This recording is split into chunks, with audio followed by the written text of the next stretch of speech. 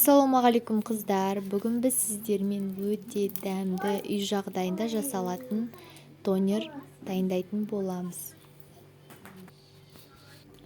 Ендеше біз ең алдымен картошка фри дайындап аламыз. Ол үшін мен осындай найзер арқылы кесіп алдым, немесе қолмен турап кесіп алуыңызға да болады. Фриді дайындау үшін үстіне 1 қасық тұз салып, және де жылы су құйып қоямыз.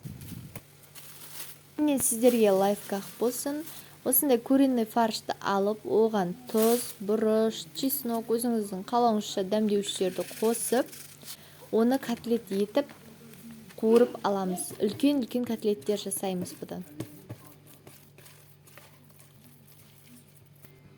Котлеттерді үлкен етіп жасау үшін осындай пищевой пленканы алып, оның бетіне кішкене ғана майды жағып, осы пленканың үстіне фаршымызды салып шығамыз. Дөңгелек етіп, әдемілеп, жұқалап жайып алыңыз.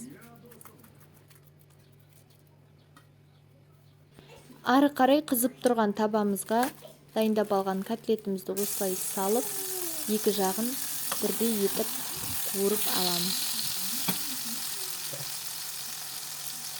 Дайын болған котлеттерімізді осылай әдемі етіп, жіңішкелеп, өзіңіздің қалауыңызша турап шығыңыз.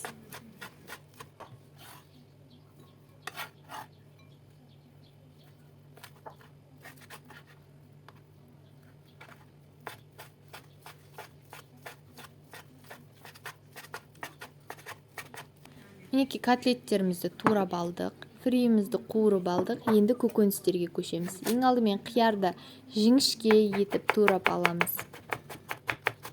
Қиярларды жіңішке етіп турасаңыз, донеріңіз сочный болады. Келесі кезек қызанақтарда, қызанақтарымызды да жіңішкелеп, жақсылап турап аламыз.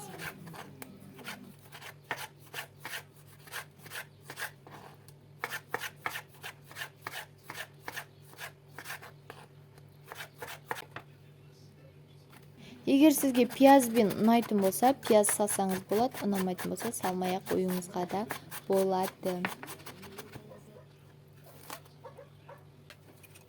Ары қарай соус дайындаймыз. Соус дайындау үшін бізге майонез және де аз ғана қайнаған су қажет болады. Міндетті түрде қайнаған, кәдімгідей жылы су болуы керек. Көптеген донерлерді осы соус арқылы жасайды, немесе рассольник құяды. Барлық ингредиенттерді осылай дайындап алдық. Енді донерімізді жинауға көшеміз. Донерді жинау үшін ең алдымен бізге керегі лаваш және де барлық ингредиенттерімізді ішіне осылай кезек-кезегімен салып шығамыз.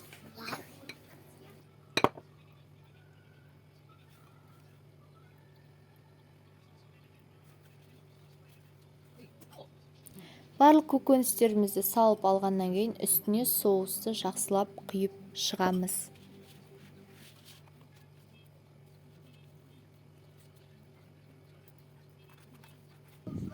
Донерді жинау үшін осылай екі жағын қайырып, шетінен бастап осылай тығыз етіп орап шығамыз.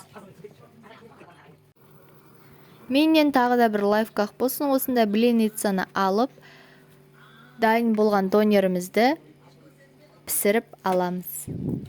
Өте дәмді және де хрустящий болып шығады донерлеріңіз.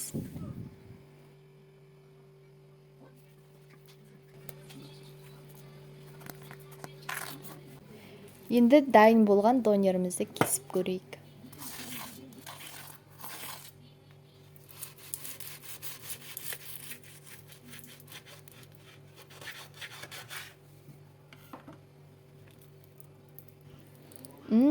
Осындай дәмді донерлерді сіздер де үй жағдайында жасап көріңіздер. Сіздермен бірге болған Тоқтамысова ас болсын. All I wanna be